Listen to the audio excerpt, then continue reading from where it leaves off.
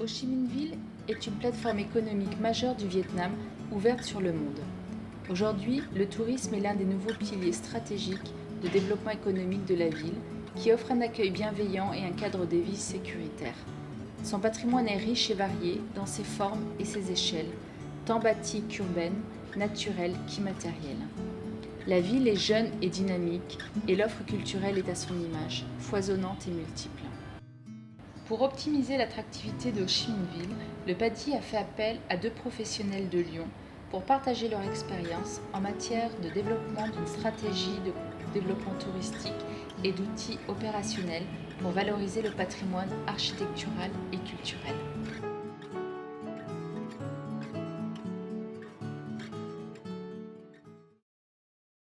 L'Office du tourisme de la métropole de Lyon est l'outil de développement touristique de la métropole avec 3 missions principales. La première mission, c'est de générer de l'activité, de faire venir des visiteurs pour générer de l'activité économique pour les acteurs touristiques et pour générer de la richesse économique.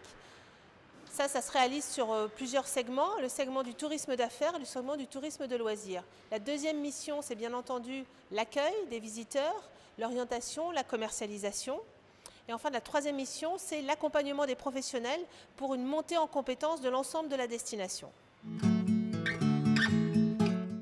Le tourisme urbain est un réel enjeu pour les destinations. Aujourd'hui, il faut prendre la ville dans sa globalité, c'est-à-dire sa qualité de vie, mais aussi son patrimoine, sa gastronomie, la qualité de vie pour les habitants et pour les touristes. Donc il y a différents critères qui sont vraiment fondamentaux pour le développement du tourisme urbain pour une destination, notamment l'accessibilité, la valorisation de son patrimoine. Donc nous avons monté la Lyon City Card, qui est un pass qui permet de bénéficier gratuitement de prestations touristiques en gratuité ou en réduction.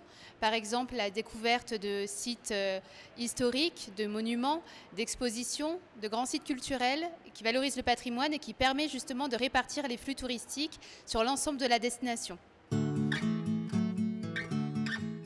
Quelques mots peut-être sur la taxe de séjour. Donc la taxe de séjour, c'est un impôt au niveau municipal en France, donc qui est décidé en l'occurrence par la métropole, qui correspond à une taxation sur l'ensemble des hébergements marchands. Cette taxe de séjour est relativement modeste.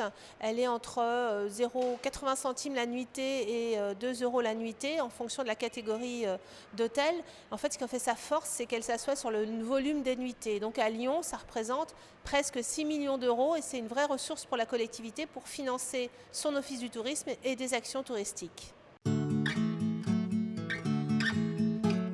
Enfin, un marché particulièrement important, celui du tourisme d'affaires, qui est un axe majeur à Lyon et qui permet d'avoir à la fois des retombées économiques importantes, puisqu'on sait que les congressistes internationaux dépensent en moyenne 300 € par jour et par personne.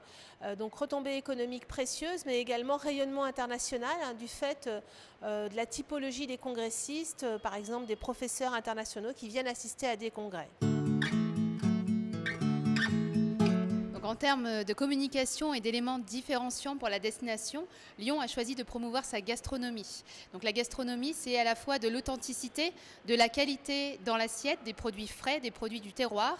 Et c'est ce qui a permis de valoriser notre destination comme capitale de la gastronomie.